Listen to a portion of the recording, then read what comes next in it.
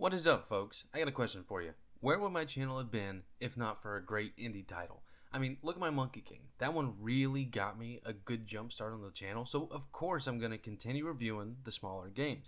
After all, the indie market is up, and there is a great reason for that. Because AAA companies think their games are quadruple A, and they can't even run at 60 frames while in 4K. That is a womp womp.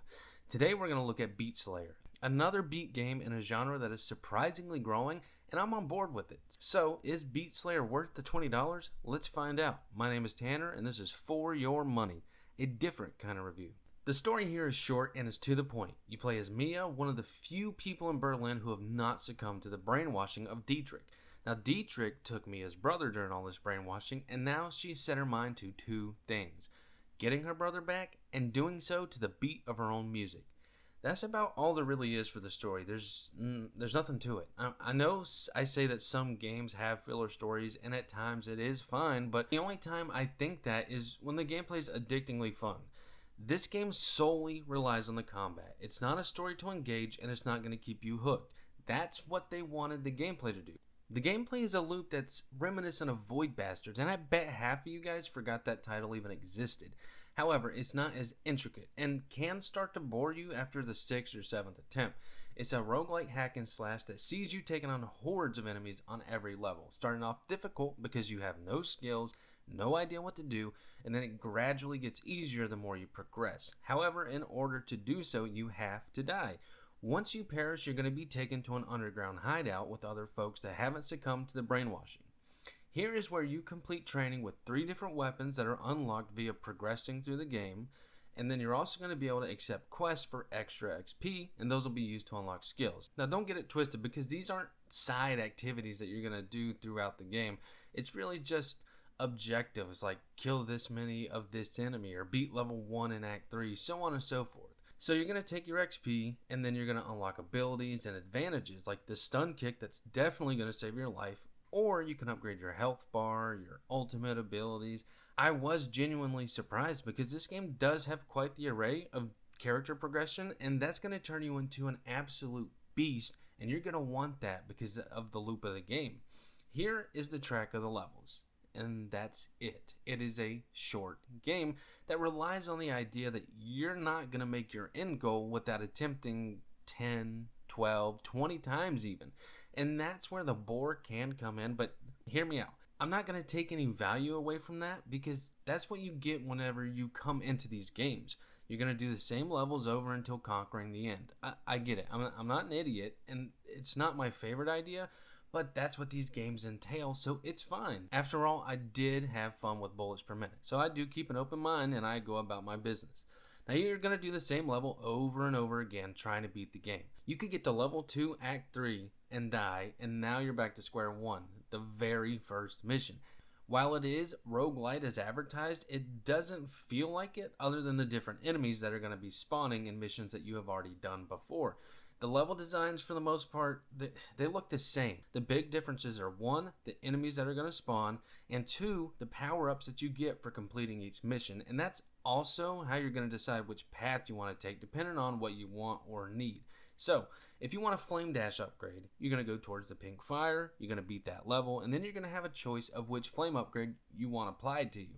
I just used dash as my example because that's what I used because it was overpowered. So the lesson that's here if you get this game, you're going to know what the good power-ups are and you're going to know how to get them. It's just a matter of if you can make it. Because if your health is low, now you're going to have to go towards the burger and drink instead of the flame so you can heal, because that's going to be the only way you can heal fully. Now, you will have enemies drop worst, but those are only going to give you a slither of health back. You're really going to have to outweigh your options here and take some cuts in places. As for the combat, it is simple, but it does have something addicting about it. I'm not sure, but I was definitely having fun. It's a main attack plus a kick, an ultimate, and a dodge. Do these all to the beat of the song that's going on, and keep that beat streak, and you're going to enter something called Tanzeric mode, meaning your damage is going to be increased by 50%.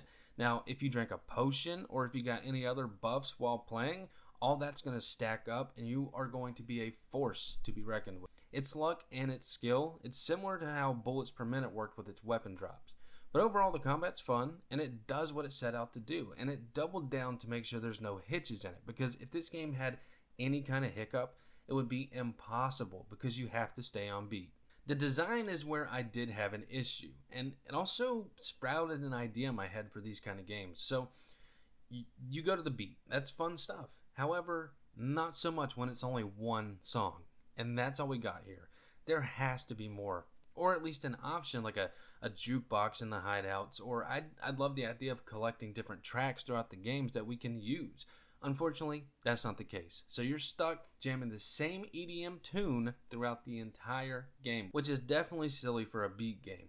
Other than that, this cel-shaded game does everything else right. A great cast of voice actors, and while roguelite aspects are on the slimmer side, the level designs are fun, and they're going to throw some wrenches in there for you, like cross arms blocking you to one side of the map, or they're going to have cars driving around that'll absolutely pummel you. It's smart, and they can even help you out. So, without further rambling on, here's some of the design for BeatSlayer. Hey, Joe. Uh-oh. I recognize that tone of voice. What's going on? I just don't understand what Tony wants with Dietrich. Could he really have gone to a Depop audition? He can't be stupid enough to fall for that. Pump up the jam!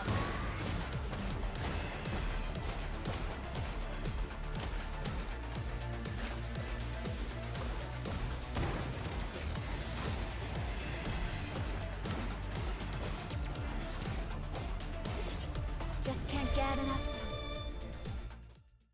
Overall, I think this game is worth $15 out of $20. My two complaints here are the lackluster of a story and the single song we get. For a beat game, you do think that there would be more music readily available for us, but other than that, it's a fun game, and sure, for me, it does start to wear off a bit. Like I said, roguelites are a niche, but until that repetition kicks in, even if it does, you're going to have a blast with another great indie title. So, give it a shot. It might just be your next addiction. That's all I got on the board today, folks. I will see you on the next review.